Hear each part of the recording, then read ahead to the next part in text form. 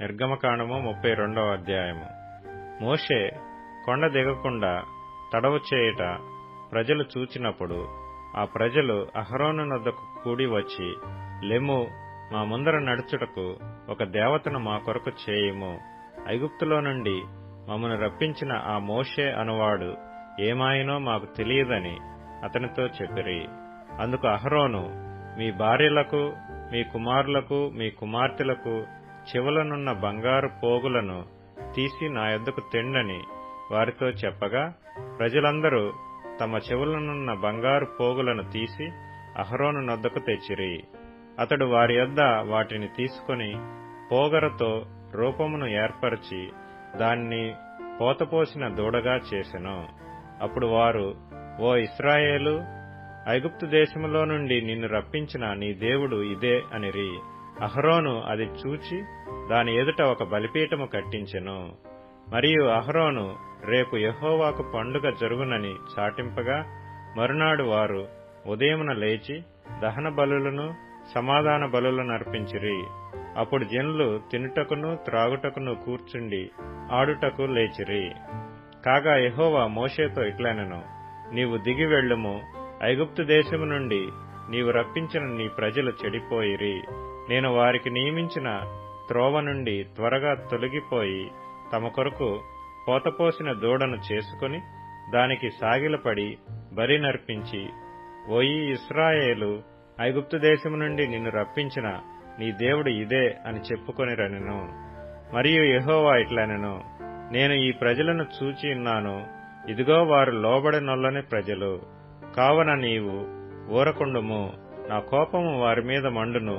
నేను వారిని కాల్చివేసి నిన్ను గొప్ప జనముగా చేసేదనని మోషేతో చెప్పగా, మోషే తన దేవుడైన యెహోవాను బ్రతిమాలుకొని, యెహోవా, నీవు మహాశక్తి వలన బాహుబలము వలన ఐగుప్తు దేశములో నుండి రప్పించిన నీ ప్రజల మీద నీ కోపము మండనేలా? ఆయన కొండలలో వారిని చంపునట్లును భూమి మీద నుండి వారిని నశింపచేయునట్లును కీడు కొరకే వారిని తీసుకొని పోయినని ఐగుప్తీయులు ఎలా చెప్పుకొనవలెను? నీ కోపాగ్ని నుండి మళ్లుకొని నీవు నీ ప్రజలకు ఈ కీడు చేయక దాని గూర్చి సంతాపపడుము. నీ సేవకులైన అబ్రాహామును, ఇస్సాకును, ఇశ్రాయేలును జ్ఞాపకం చేసుకొనుము. నీవు వారితో ఆకాశ నక్షత్రముల వలె మీ సంతానము అభివృద్ధి చేసి నేను చెప్పిన ఈ సమస్త భూమిని మీ సంతానమునకిచ్చెదననియు వారు నిరంతరము దానికి హక్కుదారులగుదురనియు వారితో నీ తోడని ప్రమాణము చేసి చెప్పితివనెను. అంతట యెహోవా తన ప్రజలకు చేసేదనని చెప్పిన కీడును గూర్చి సంతాపపడెను. మోషే శాసనములు గల 2 పలకలను చేతపట్టుకుని కొండ దిగి వచ్చెను.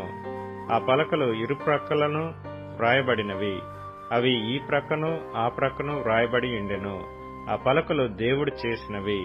ఆ పలకల మీద చెక్కబడిన వ్రాత దేవుని చేవ్రాత. ఆ ప్రజలు పెద్ద కేకలు వేయిచుండగా యెహోషువ ఆ ధ్వని విని, పాళెములో యుద్ధధ్వని అని మోషేతో అనగా, అతడు, అది జయధ్వని కాదు, అపజయధ్వని కాదు, సంగీత ధ్వని నాకు వినపడుచున్నదనెను. అతడు పాళెమునకు సమీపింపగా ఆ దూడను వారు నాట్యమాడుటను చూచెను. అందుకు మోషే కోపము మండెను. అతడు కొండ దిగువను తన చేతుల్లో నుండి ఆ పలకలను పడవేసి వాటిని పగలగొట్టెను. మరియు అతడు వారు చేసిన ఆ దూడను తీసుకొని అగ్నితో కాల్చి పొడి చేసి నీళ్ల మీద చల్లి ఇశ్రాయేలీల చేత దాని త్రాగించెను.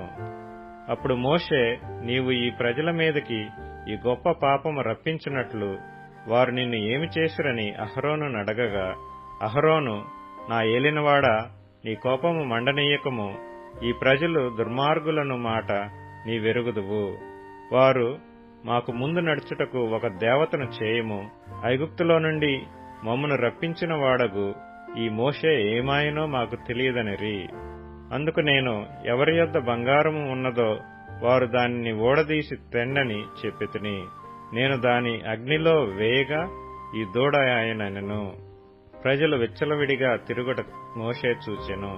వారి విరోధులలో వారికి ఎగతాళి కలుగునట్లు అహరోను విచ్చలవిడిగా తిరుగుటకు వారిని విడిచిపెట్టి ఉండెను. అందుకు మోషే పాళెము యొక్క ద్వారమున నిలిచి, యెహోవా పక్షముననున్న వారందరూ నా యొద్దకు రండి అనగా లేవీయులందరూ అతని యొద్దకు కూడి వచ్చిరి. అతడు వారిని చూచి, మీలో ప్రతివాడును తన కత్తిని తన నడుమున కట్టుకొని పాళెములో ద్వారము నుండి ద్వారమునకు వెళ్ళుచు ప్రతివాడు తన సహోదరుని, ప్రతివాడు తన చెలికానిని, ప్రతివాడు తన పొరుగువానిని చంపవలెనని ఇశ్రాయేలీల దేవుడైన యెహోవా సెలవిచ్చుచున్నాడనెను. లేవీయులు మోషే మాట చొప్పున చేయగా ఆ దినమున ప్రజలలో ఇంచుమించు 3,000 మంది కూలిరి. ఏలయనగా మోషే వారిని చూచి, నేడు యెహోవా మిమ్మును ఆశీర్వదించినట్లు మీలో ప్రతివాడు తన కుమారుని మీద పడియేగాని తన సహోదరుని మీద పడియేగాని యెహోవాకు మిమ్మును మీరే ప్రతిష్ఠ చేసుకొనెడనెను. మరునాడు మోషే ప్రజలతో, మీరు గొప్ప పాపము చేసితిరి గనుక యెహోవా యొద్దకు కొండ ఎక్కి వెళ్ళెదను. ఒకవేళ మీ పాపమునకు ప్రాయశ్చిత్తము చేయగలనేమో అనెను. అప్పుడు మోషే యెహోవా యొద్దకు తిరిగి వెళ్లి, అయ్యో, ఈ ప్రజలు గొప్ప పాపము చేసిరి. వారు బంగారు దేవతను తమ కొరకు చేసుకొనిరి. అయ్యో, నీవు వారి పాపమును ఒకవేళ పరిహరించితివా? లేని ఎడల నీవు వ్రాసిన నీ గ్రంథములో నుండి నా పేరు తుడిచివేయమని బతిమాలుకొనుచున్నానెను. అందుకు యెహోవా, ఎవడు నా ఎదుట పాపము చేసినో వాని నా గ్రంథములో నుండి తుడిచివేయుదును. కాబట్టి నీవు వెళ్లి నేను నీతో చెప్పిన చోటికి ప్రజలను నడిపించుము. ఇదిగో నా దూత నీకు ముందుగా వెళ్ళును. నేను వచ్చు దినమున వారి పాపమును వారి మీదికి రప్పించెదనని మోషేతో చెప్పెను. అహరోను కల్పించిన దూడను ప్రజలు చేయించినందున యెహోవా వారిని బాధపెట్టెను.